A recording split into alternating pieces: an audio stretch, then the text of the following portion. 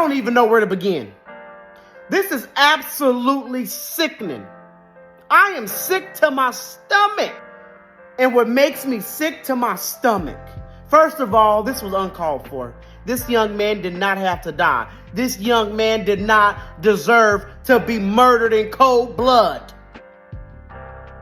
I don't care if it was an argument. He did not deserve to be stabbed to death. If you see the boy in Frisco stabbed to death by Carmelo Anthony. Yeah, my heart goes out to the family.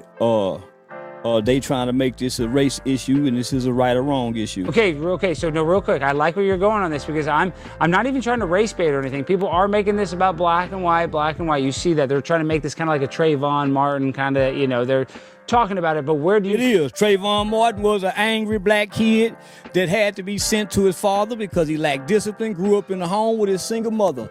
Any well-behaved kid with manners that had respect of adults, once George Zimmerman approached him, whether he's right or wrong, as a child, this is an adult. You get off the phone with that fat-ass girlfriend you trying to fuck, you call your dad and say, hey, Dad, it's an adult around here to just stop. And so this is going to be for the coons, for the haters that are quick to run with the powers that should not be, carefully cultivated narratives, and for the coons that will regurgitate how the powers that should not be think and feel about black people.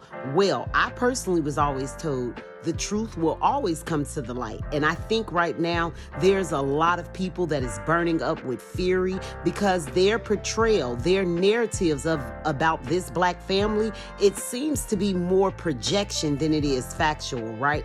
And it's sad to see the self-hating, brainwashed coons that think so low of themselves, or at least the race from which they come, right? And they think so highly of the others that they would automatically believe that the others could not be at fault. The others were not, wrong in this situation. And the black kid, the black child, he has to be the criminal. He's the one that's wrong. He's the one that's at fault. He's the troublemaker, right? He's the one that come from a broken family. He's the one that has trauma. He's the one that had to be raised by a single mom. When in all actuality, the facts show the truth sounds a little bit more like this. When Austin was a young child, Austin's father was actually arrested for criminal offenses of an explicit nature, right? A crime involving a female victim. I'll just say, I'm assuming it's a female victim. Now, I could only imagine what the propaganda would have looked like against Carmelo Anthony and his family if we find out that Carmelo Anthony's father had a history of assaulting women. Once again, I'm assuming it's a woman. I don't know if it was a man or a child. I'm giving him the benefit of the doubt that it was a woman, right? Imagine if Carmelo Anthony's father had that same criminal history. Me personally, I've tried to stay far away from it's a black or a white thing, but that's exactly what it's being made out to be.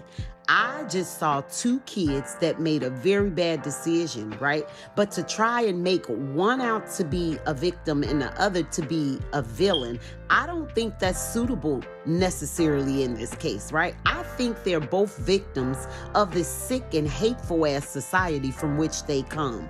If you see the boy in Frisco stabbed to death by Carmelo Anthony. Yeah, my heart goes out to the family. They trying to make this a race issue, and this is a right or wrong issue. Okay, so no, real quick, I like where you're going on this, because I'm not even trying to race bait or anything. People are making this about black and white. You see that they're trying. Because he comes from a culture that promotes, propagates violence. Mm-hmm. Every day, all day, kill, die, nigga, shoot, kill. And so yes, according to all the science, the stats, and the research, we are all the product of our environments, right? And if we believe this to be true, without any hate, without any victim shaming or any racism, right? One could just as well argue that Austin did not come from a very kind and God-fearing household, because we understand that sharing is a gesture of kindness, right?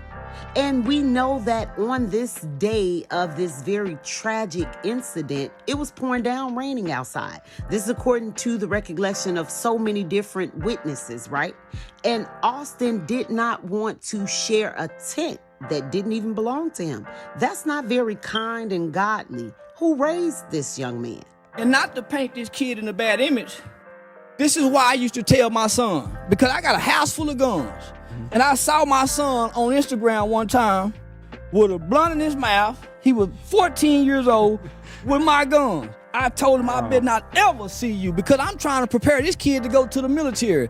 You don't, man, take that shit down, because that imagery, you can't take it back. When you move to talk about character, let's take a look at the characters that raised Austin Metcalf, right? And we'll just start with his father, the one that asked the question, who raised Carmelo Anthony? So Jeffrey Metcalf, the father of the twins, Austin and Hunter Metcalf, Austin, of course, being the victim who unfortunately lost his life at the Frisco track meet at the hands of Carmelo Anthony. We know this.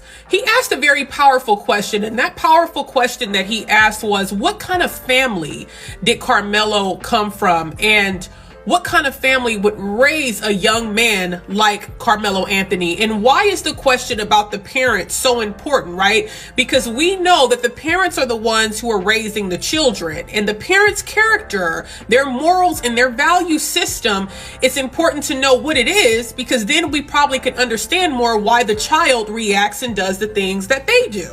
I'm not trying to judge, but what kind of parents did this child have?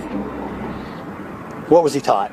He brought a knife to a track meet, and he murdered my son by stabbing him in the heart. The guy was in the wrong place. They asked him to move, and he bowed up. This is murder. So I don't think it was wrong that he asked that question, but my question would be, since Jeffrey Metcalf was arrested back in 2011 for sexual assault, in 2011, his sons would have already been born because they're 17. So that means they would have had to been born around 2007 or so, right? And we know that he's not married or together with the twins' mother. They're separated because they have several different GoFundMes, one for him, one for the wife, and they might even have one for Hunter, but who knows? But I would want to know, what kind of family would raise a young man who would try to physically remove someone from underneath a tent who just wants to stay dry because it's raining cats and dogs? Because I think anybody who is a devout, born-again Christian, their morals and their value systems would say, hey, get up under this tent and stay dry. So just as important as it is for Jeffrey Metcalf to ask who raised Carmelo Anthony, I would want to know who raised Austin Metcalf to be the bully young man that he was on that fateful day down in Frisco, Texas. Who raised him, and what kind of family does he come from? Oh, I'm so glad that you asked that question, sir. So what we could not find was a rapist, a predator, a man that was separated from his family, a absent father, right? We couldn't find any of those things with the Anthony family, not as of yet anyway. But while we are asking those questions, let's ask what kind of traumatic childhood did Austin and Hunter have, right? What kind of trauma did it cause Austin to grow up with a sexual violator, a predator as a father? Could he violate his own sons? Nah, I don't really know, right? I'm just on the wagon of speculation right now. Because let's just be real, if Carmelo's dad had an essay charge on his record, it would be all over social media. It'll be on YouTube, it'll be on Facebook, it'll be on Instagram, it'll be on TikTok. Matter of fact, it will be on all news outlets. I told y'all, the game is cold. The media is cold with this shit. This family went to every news outlet, and instead of the news telling the truth about this family, that they are dysfunctional as hell, the news outlets tried to make this family look perfect, saying they was God-fearing, religious family, all that bullcrap.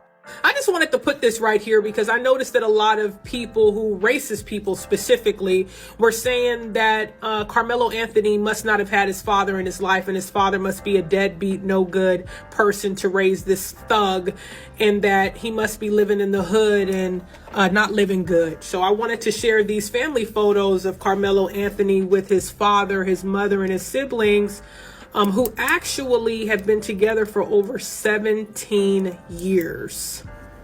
This family has been together for over 17 years, okay? One mom, all 4 kids, same dad, very middle, upper class family. Interesting.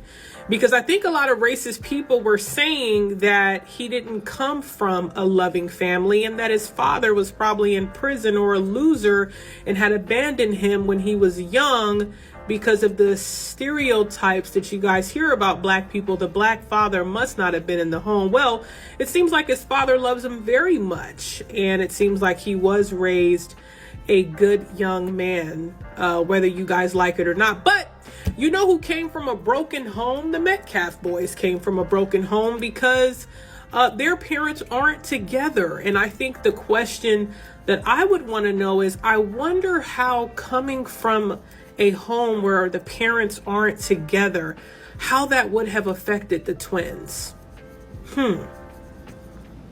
I wonder. In closing, I'm just going to say, in my opinion, I don't think it's a black nor white thing. I see two innocent children, two boys that made horrible decisions in a very bad situation because at that moment in time, they both could have used de-escalation tactics, okay? De-escalation skills. Austin was not an authority figure. He was not the enforcer of any rules, especially not by putting your hands on someone. He should have gotten a teacher or an adult. And none of this is to say that Austin deserved to die or lose his life for anything he did. But you must know and understand, you cannot put your hands on someone and then think that you can turn around and dictate how they respond to your aggression. That's just not how it goes. That's not how it works in the real world. And Carmelo should have actually went to an adult as soon as Austin stepped to him, right? Because we need to teach our children de-escalation tactics and skills. They need to know that all situations it don't have to end in violence, right? Walk away. It's okay to walk away. Live to fight another day. And I just really believe that these were two innocent young men that were immature and they allowed their egos to get the better of them. Both of them did that, right? And I can't overly state enough how I wish this would have had a totally different ending. I really, really do. Thank you all for watching. I'd like to ask you, if you enjoyed the video, to go ahead and hit that like button. Do consider subscribing to the channel. If you're not already a subscriber, hit that share button. And with that being said, I'll be back with more unpopular thoughts.